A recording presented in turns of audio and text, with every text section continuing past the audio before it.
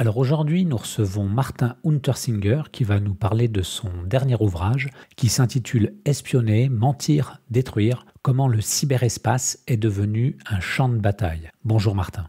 Bonjour. Pour discuter avec lui, les contributeurs No Limit Sécu sont Nicolas Ruff, Bonjour. Paul Amar Bonjour. et Hervé Schauer. Bonjour. Alors Martin, en premier lieu, est-ce que tu voudrais bien te présenter ? Oui, moi je suis journaliste au Monde depuis une dizaine d'années et depuis à peu près ce temps-là, je couvre les questions liées aux nouvelles technologies et en particulier les questions liées à la cybersécurité. Et comme je travaille dans un quotidien généraliste, c'est surtout les questions géopolitiques ou stratégiques autour de la cybersécurité. Même si j'ai pu faire des choses un peu plus techniques, c'est surtout comment les soubresauts du monde se traduisent dans le champ de la cybersécurité.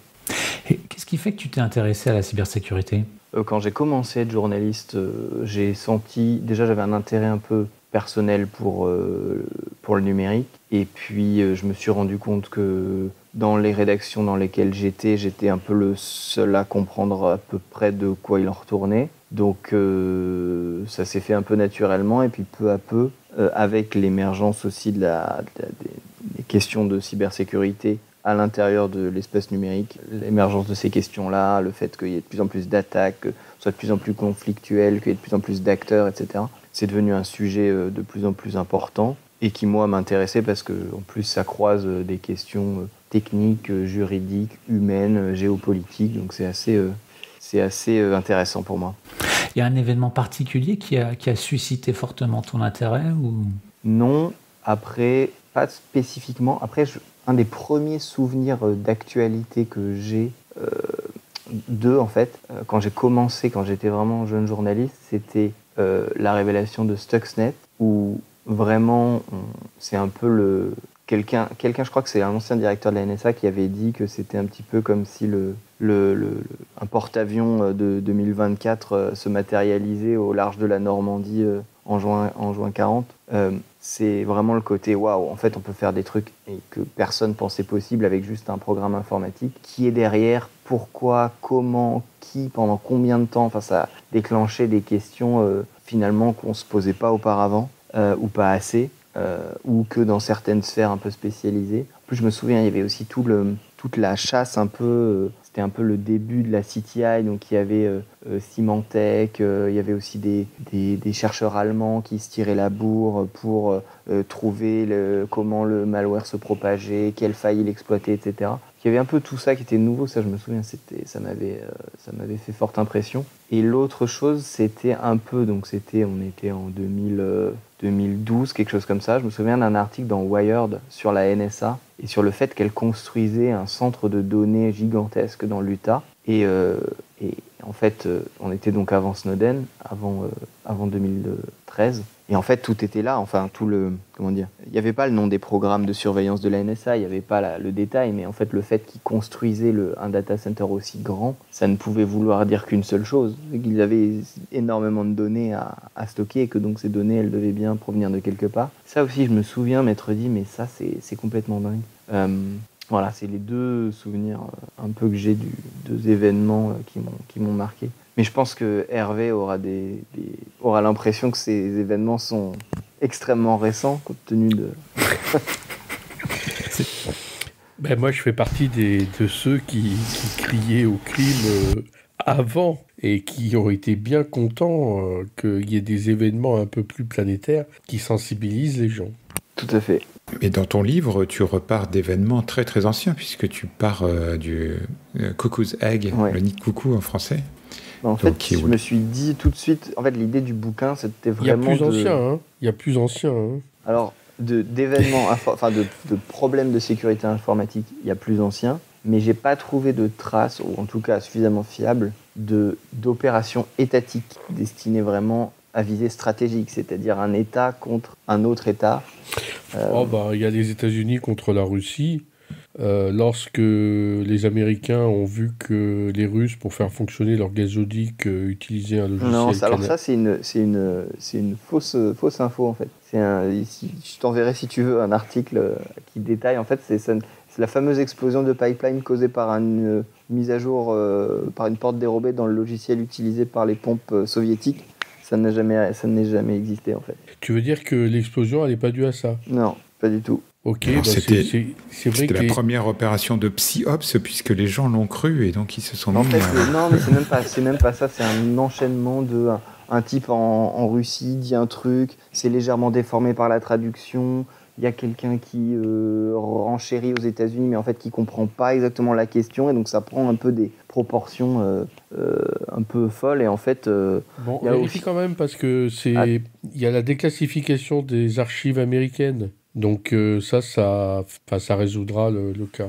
Oui, alors je suis pas sûr que ce soit encore assez ancien parce que, mais oui, c'est en tout cas moi ça fait partie des trucs sur lesquels j'ai vraiment travaillé et pour en arriver au fait que en fait la première opération sûre et certaine c'est donc ce qui est raconté dans en fait ce qui est déjà extrêmement bien connu en fait qui est raconté dans The Cuckoo's Egg de Clifford Stoll où donc qui raconte c'est franchement, alors je pense que vous l'avez tous lu ici et vraiment je pense que beaucoup des auditeurs aussi, mais c'est vraiment un bouquin absolument fascinant, hyper intéressant et encore assez actuel parce que c'est là que sont posées les bases de l'enquête, enfin de la réponse à incident et de l'enquête sur les incidents de cybersécurité. Il se rend compte qu'il comprend rien à ce que fait le pirate, donc il met en place une manière de garder les logs qui n'existait pas, donc il fait un système un peu sophistiqué pour que tout ce que fasse le pirate ce soit imprimé sur du papier. Donc tous les matins il se pointe pour récupérer les détails de l'activité des pirates, etc. Donc de lire ça en ayant un peu connaissance de comment ça se passe aujourd'hui, la réponse à incident et tout ça, c'est hyper intéressant. Donc pour ceux qui connaissent pas l'histoire, c'est un type de l'université de Berkeley en Californie qu'on a un peu plus ou moins placardisé dans le service informatique de la fac et qui on lui dit écoute, là il y a un problème de facturation de l'utilisation du temps de l'ordinateur central, là il manque 75 centimes. En fait il cherche et puis il se rend compte qu'en fait il y a un utilisateur sur le système qui se connecte toutes les nuits et qui n'est pas du tout censé être là et qui utilise tantôt une faille, tantôt les comptes d'un type qui est plus à l'université, dont le compte est resté activé, enfin ce genre de choses. Et donc le bouquin raconte comment peu à peu, à force d'enquêter, c'est aussi fascinant parce qu'il essaye de sensibiliser son université, le FBI, etc. Les gars, il y a un type dans notre système informatique, c'est grave. Et en fait, beaucoup de gens ne le prennent pas du tout au sérieux en disant oui, mais c'est des ordinateurs, on s'en fiche, peu importe quoi. Et donc au final, il arrive avec l'aide de la NSA notamment, à avoir le fin mot de l'histoire, et notamment grâce à la justice allemande, puisque en fait ce sont des pirates allemands qui, instrumentalisés par le KGB, ont eu pour mission de farfouiller un peu dans tous les réseaux ouverts et un peu sensibles aux États-Unis pour récupérer de l'argent. Donc c'est un peu la première opération de cyberespionnage.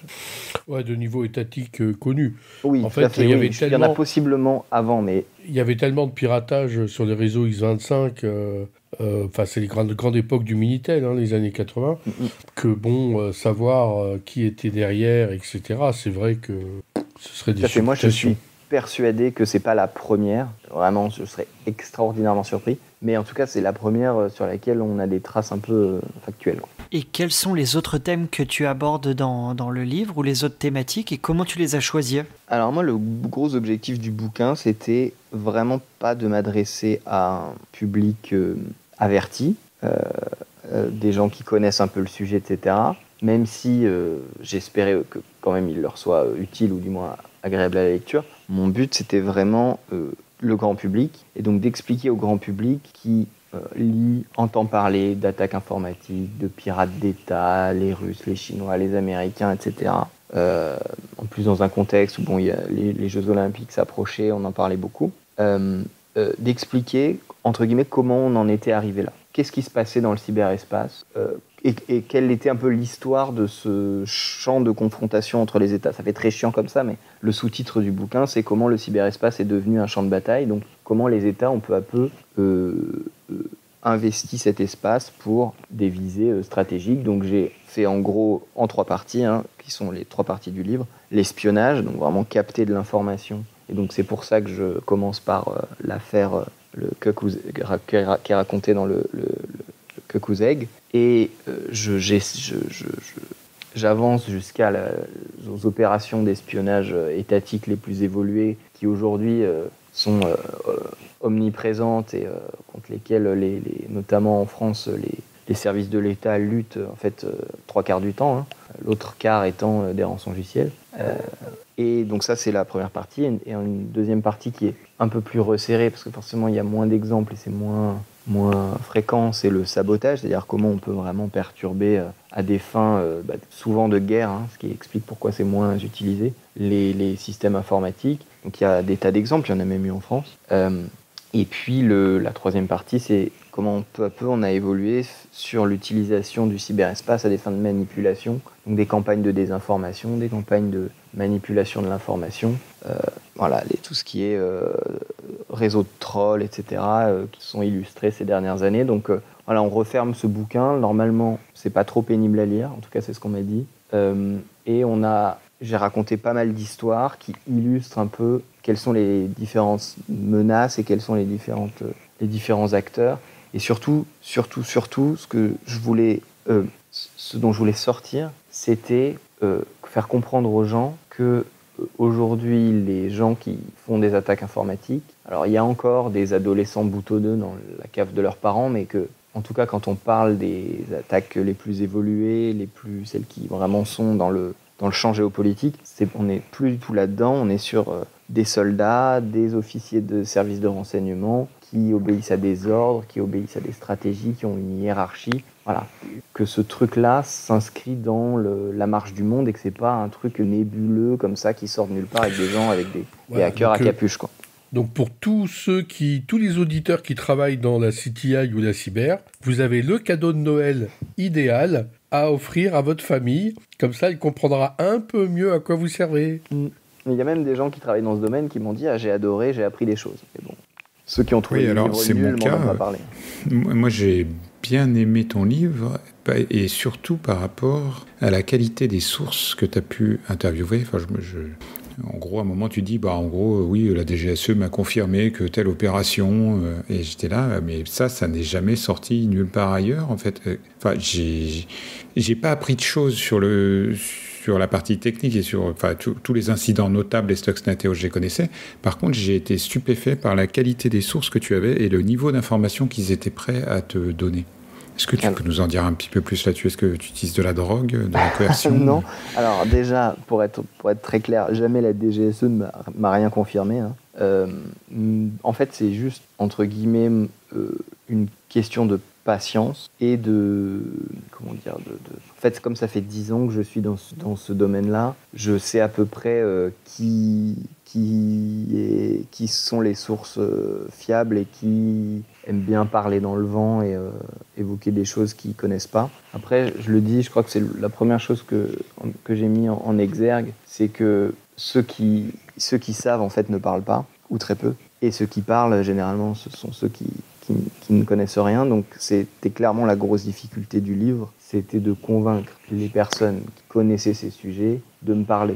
Là, ça se voit pas dans le livre parce qu'ils sont pas cités, pas tous, pas toutes, mais il y a énormément de gens qui m'ont parlé, mais qui n'apparaissent même pas en citation, dont les discussions sont venues enrichir le bouquin, mais qui n'apparaissent pas. Et évidemment, c'était une condition absolue pour avoir un échange avec eux.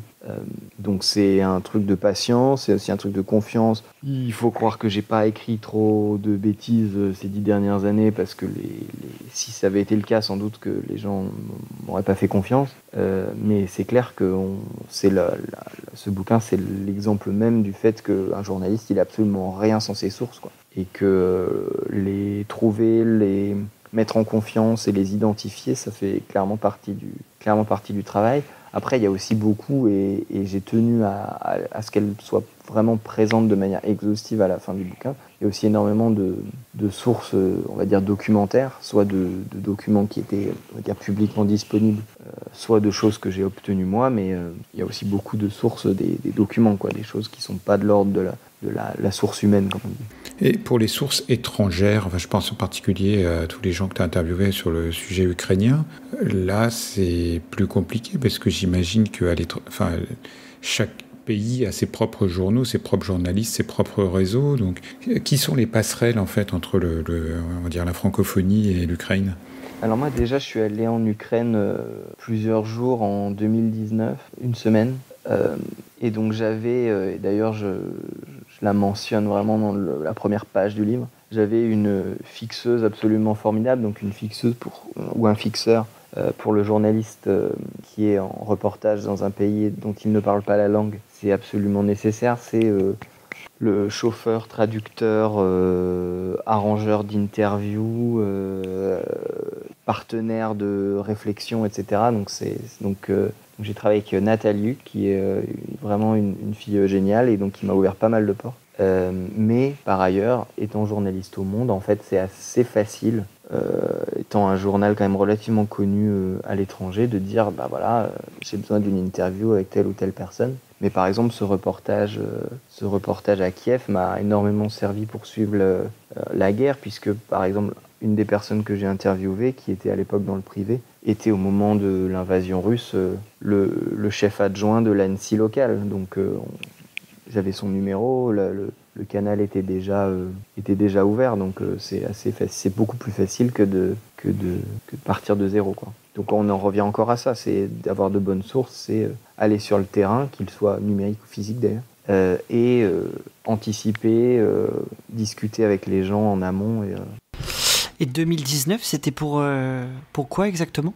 C'était déjà pour ce sujet-là, c'était comment l'Ukraine était déjà pilonnée par les cyberattaques russes. Et d'ailleurs, c'est assez intéressant parce que quand on se concentre sur l'invasion militaire très classique, elle commence en février 2022.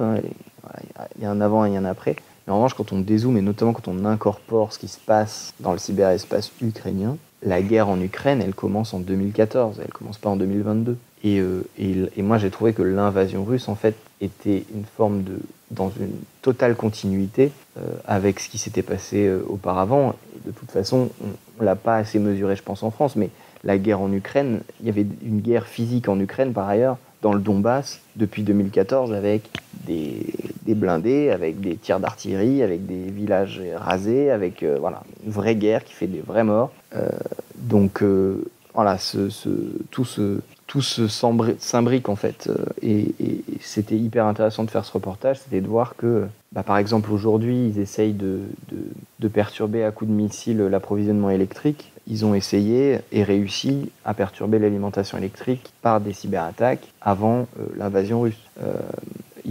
Par leurs attaques, on va dire informationnelles, ils ont essayé de faire croire que, par exemple, des soldats ukrainiens désertaient pour saper le moral de l'Ukraine. En fait, les attaques informationnelles, elles étaient encore même presque plus intenses depuis 2014, avec comme idée de décrédibiliser l'État ukrainien, faire croire à un État failli, faire croire à un gouvernement noyauté par les nazis, ce genre de message. Et ce genre de message a existé avant l'invasion et continue après l'invasion. Donc c'était hyper intéressant d'aller là-bas parce qu'on avait les prémices en fait de ce qu'allait être l'invasion russe. Du coup, là, on est un petit peu en dehors du champ, on va dire, technique, du malware, du rat, du SOC, parce qu'il y a aussi une partie que tu couvres dans ton livre, c'est la guerre informationnelle et la manipulation d'informations et ces choses-là. Est-ce que pour toi, c'est lié, c'est une partie importante de la cybersécurité ou est-ce que c'est un sujet plus moderne ?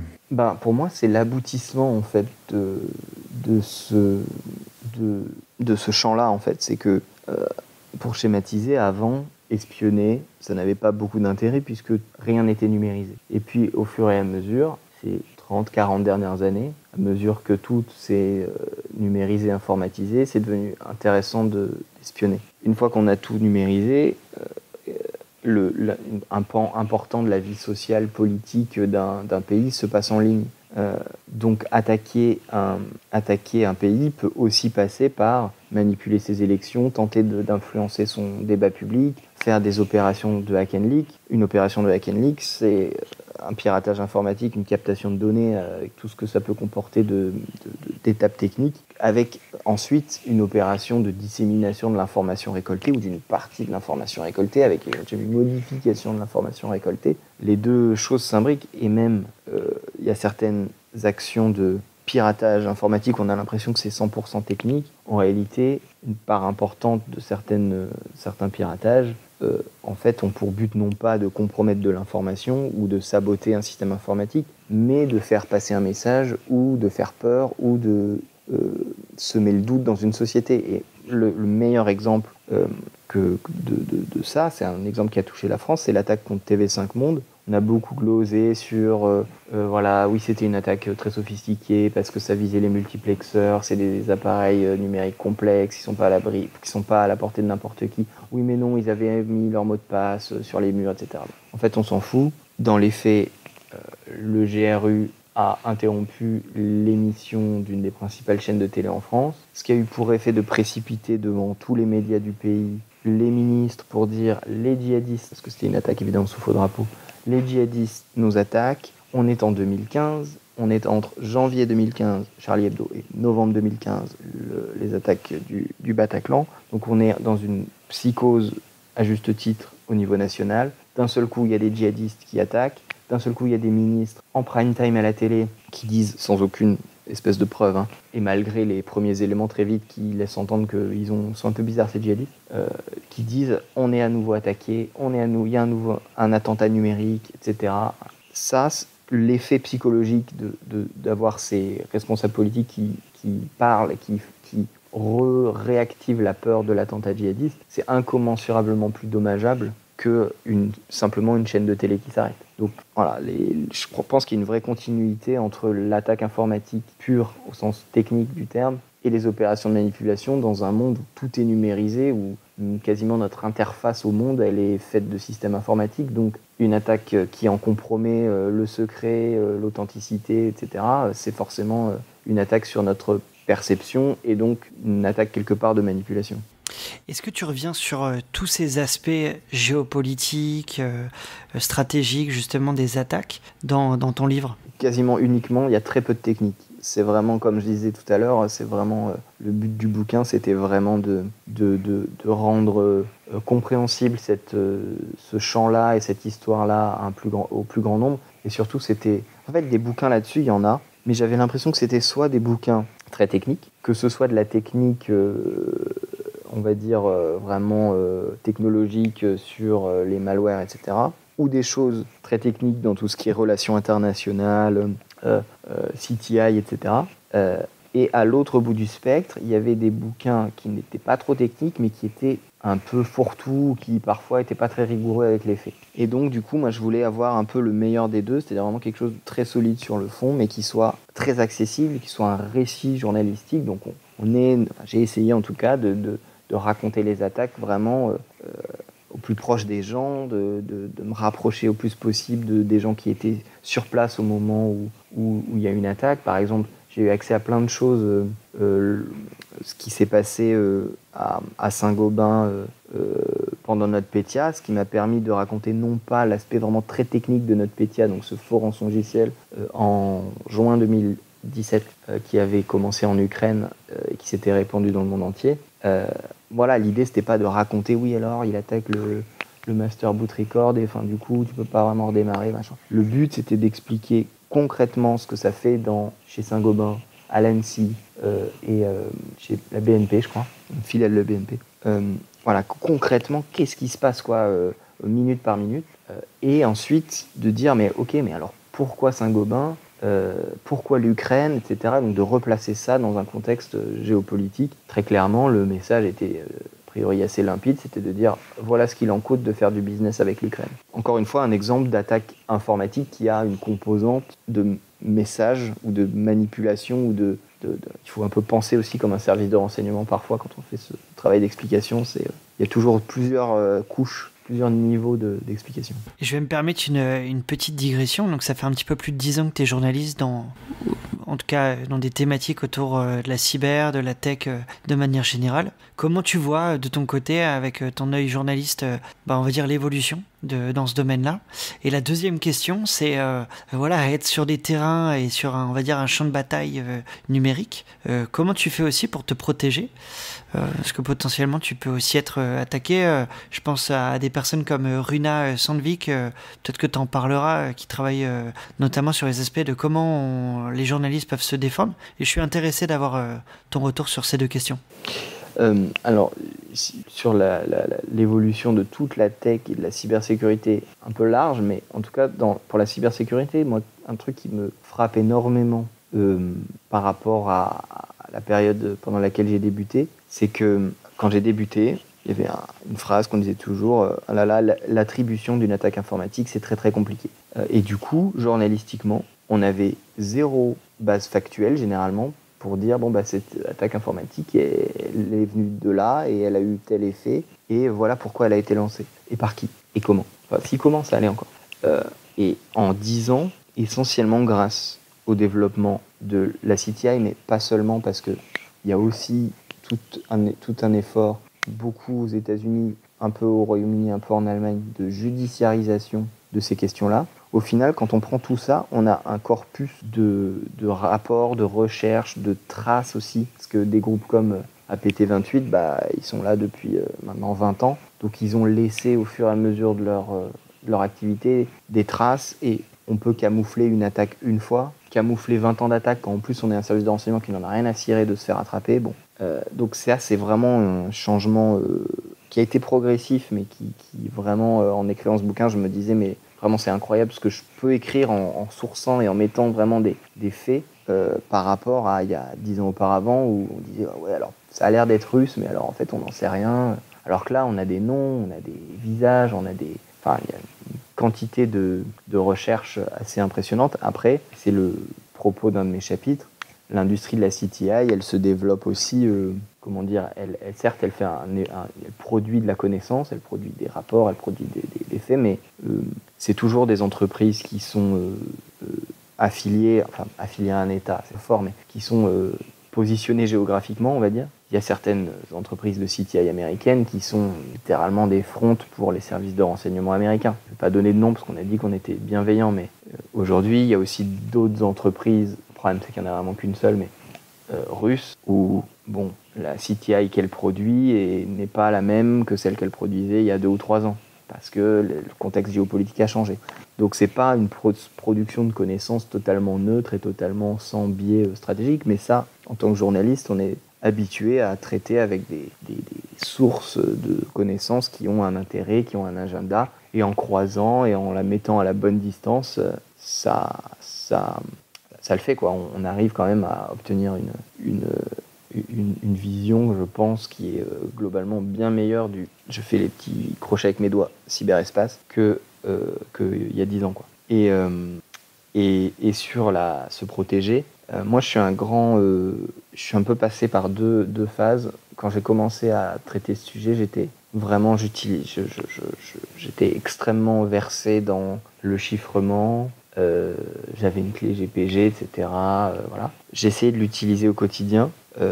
Je le fais moins, en tout cas ce genre d'outil, je l'utilise moins au quotidien pour 2 raisons. La première, c'est que mon niveau de paranoïa a un peu baissé. Et de 2, il y a des outils nouveaux qui sont venus et arrivés. Par exemple, je pense à Signal qui aujourd'hui est dans le téléphone de tous les journalistes de la planète. Je connais quasiment aucun journaliste un peu sur des sujets vaguement sensibles qui n'a pas Signal, qui donc met protection cryptographique relativement évoluée vraiment à la portée de n'importe qui. Après, pour tout ce qui, en fait, j'adopte plutôt une approche de si c'est sensible, j'utilise moins de technologie. Par exemple, il y a des choses que je vais pas mettre en ligne, il y a des choses que je vais garder en papier, il y a des choses que je vais numériser, mais avec des précautions spécifiques qui rendent mon travail un peu compliqué, mais qui sont nécessaires. Donc, c'est vraiment très, très variable et surtout, c'est adapté aussi à l'exercice du journalisme, parce que quand la protection empêche de faire son travail, c'est qu'il y a un problème, quoi. Donc voilà. Je rappelle d'ailleurs que tu as écrit un livre à ce sujet qui s'appelle Anonymat sur Internet. C'est vrai. En fait, c'est marrant parce que c'est un peu le même objectif, c'était vraiment de dire au plus grand nombre, voilà les menaces qui pèsent sur votre vie privée quand vous utilisez Internet et les réseaux sociaux et les objets connectés, quoi. Et voilà ce qui se passe, voilà quel est l'écosystème dans lequel vous évoluez et voilà comment vous en prémunir. J'étais très optimiste à l'époque, je le suis beaucoup moins aujourd'hui sur la capacité, la volonté, alors pas tellement la volonté, mais la capacité des gens à se soustraire à la matrice. Donc, l'attribution est plus facile, mais la protection est plus difficile. Oui, non mais ça c'est sûr, ça c'est une certitude. Après la protection ça dépend aussi, souvent j'ai l'impression qu'on a tendance à se dire il faut tout protéger, alors qu'en fait en réalité il faut essayer en tout cas c'est le raisonnement que j'essaie d'adopter, c'est de me dire ok, ça est-ce que c'est sensible et c'est sensible vis-à-vis de qui ? Si c'est sensible vis-à-vis de la NSA, je ne vais pas du tout me protéger pareil que si c'est sensible vis-à-vis de, je sais pas, une grande entreprise sur laquelle j'enquête ou si c'est sensible vis-à-vis, j'en sais rien moi, d'un fabricant de logiciels espions par exemple. Le fabricant de logiciels espions, comme il est spécialisé dans les iPhones, je vais peut-être rien faire qui soit accessible depuis mon iPhone, mais je vais quand même peut-être utiliser mon ordinateur de manière un peu habituelle, quoi. Si c'est la NSA, là, papier stylo, quoi. Est-ce qu'on peut donner le titre, l'éditeur de ton livre, puisque je crois qu'on ne l'a pas mentionné en début d'épisode. Et comment est-ce qu'on peut se le procurer ? Il me semble qu'il y a une édition qui est épuisée déjà, non ? Non. Attends, tu parles du premier ou du deuxième livre ? Parce que le premier livre, oui, il doit être épuisé depuis le temps, mais le second, il s'appelle « Espionner, mentir, détruire ». C'est aux éditions Grasset et il se trouve, alors, dans toutes les librairies, non, mais en tout cas, toutes les librairies peuvent le commander si elles ne l'ont pas déjà en stock. Ok Martin, est-ce que tu souhaiterais apporter le mot de la fin ? J'espère que ça vous aura donné envie de lire le bouquin et surtout si vous avez des précisions ou des erreurs ou des compléments à apporter, oui, je serais ravi. Et puis il y a des secure drops maintenant à droite à gauche, il y a même des secure drops sur Tor, donc ceux qui voudraient anonymement et de manière très sécurisée et sans risque apporter des compléments, maintenant c'est de plus en plus possible, même sous forme numérique. Mais moi, à la limite, je prendrais le contre-pied de ça et je dirais, et d'ailleurs, je crois que je l'ai noté quelque part sur le site que j'ai fait pour mon livre, que la manière la plus sécurisée de me contacter, c'est encore de m'envoyer un courrier postal qui sera lu, qui arrive sur mon bureau, qui est quasiment impossible à intercepter et surtout, il est très anonyme, à l'inverse de pas mal de solutions d'échange numérique. Bon, eh bien Martin, merci beaucoup d'avoir accepté notre invitation. Merci aux contributeurs. Chers auditeurs, nous espérons que cet épisode vous aura intéressé et nous vous donnons rendez-vous la semaine prochaine pour un nouveau podcast. Au revoir. Au revoir. Au revoir. Au revoir.